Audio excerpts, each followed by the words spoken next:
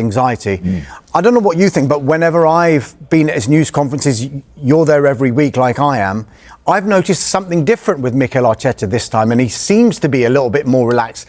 Maybe at odds to what Jason is saying. Before John says that, sorry, I agree with him. Press conferences, I'm talking about on the touchline. That's what I'm talking about. Sorry, go on. I was going to agree with you. I think his general demeanour has changed. Yeah. And I also think he has improved. We're starting from a low base here, in terms of behavioural standards, terms.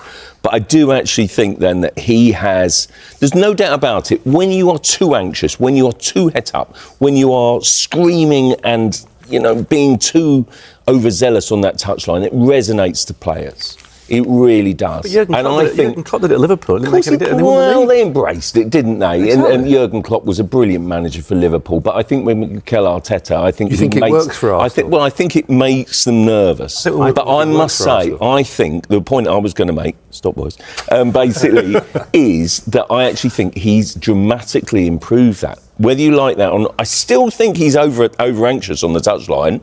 But from where he's come from, I think it's one of his big improvements as a manager. No, I agree with that. This season, look, and I tell you where that's borne out in their disciplinary record, which is yellow cards is sort of kind of a little bit mid-table, but they haven't had a sending off. Well, last season, injuries and sendings off, you could argue, completely undermined their title challenge. Well, they haven't had one this season.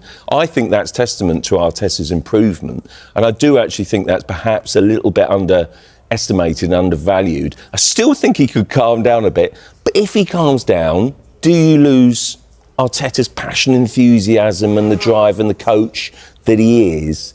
Honestly, over the course of the piece, basically, over the 6 years, he's done a remarkable job. But I do think ultimately he will, and he knows this, he'll be judged on what he wins and judged on what he achieves as a manager, and that's got to be trophies. But I do think Mark's right. They're basically top of the Premier League, top of the Champions League. But the nerves. If last season it was injuries, we've got a bit of injuries this season.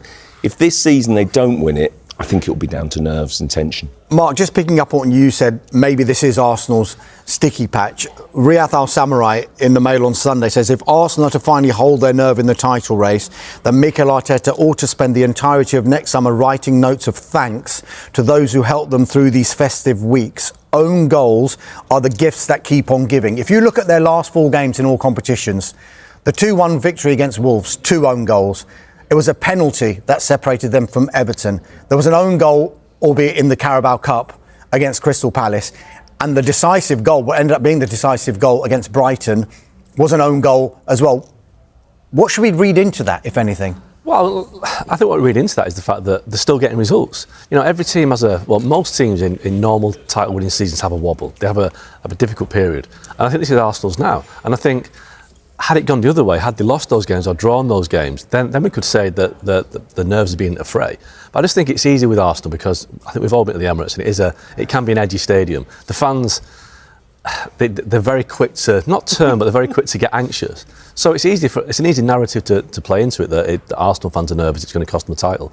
I don't know. I just think that it shows a character that they've got that they can get over the line of these games. And you talk about Arteta's, I won't say antics on the touchline, but I think what it is with Arteta, I think he knows that he still hasn't got a player on the pitch who can do that for him.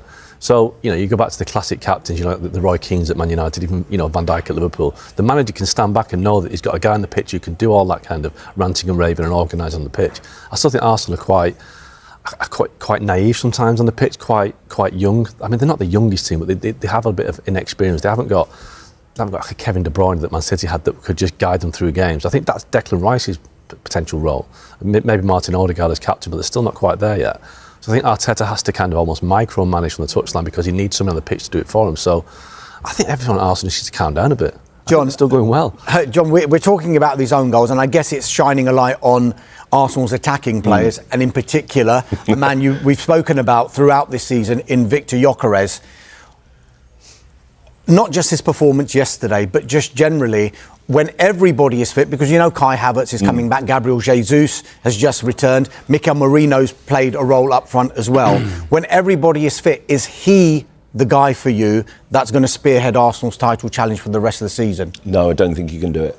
I honestly, I worry about him a bit, and I think that he, in fairness to him, £64 million, and basically, you know, there's a lot of Arsenal fans saying, well, he does a great job for the team and he works hard. My word, you expect a bit more from that. If you really go all in, as Arsenal did, for a striker, you expect goals too, and he's just not scoring enough. He's not contributing enough to the game. Look at his few number of touches that, again, he was barely involved yesterday, and he's really struggling, I think. In fairness to him, before he got injured at Burnley, and at that point I thought, here we go, he's scoring, and he scored at Burnley, and he was leading the charge, he was leading the press, and we think, okay, this is what it's going to be about. He was a kind of a real sort of kind of bull in a china shop, really working hard and sort of leading the press, and basically also scoring and then contributing to the team. And since he's come back from Burnley, bearing in mind he didn't have a pre-season, in fairness to him, there's a few sort of kind of strikers obviously struggling from that aspect this season. But I worry about him, and I think Arteta's kind of caught in this place where he's putting him in because he could see that he was realising his potential and is sticking with him to kind of get him that opportunity to get back to where he was and where he was threatening to be. But I actually think at the same time it's a mistake, because Gabby Jesus comes on, looks much better, he looks sharp, he looks quick, he looks, you know, very skillful, his touch. And I think Kai Havertz will still be, when fit again, will be Arteta's first choice number 9. I don't think it's worked for Gyokeres yet. And I think of all the big signings and the statement signings in the summer, that's the one under the microscope. It's always going to be like that with the centre forward. Has he got potential to turn it around? I think so. But I look at him at times and he just looks sluggish and slow. I don't think he is. But when you're struggling like that form-wise, my word, you look at it on the pitch. Jason, doesn't seem to be the same issues if you're Manchester City.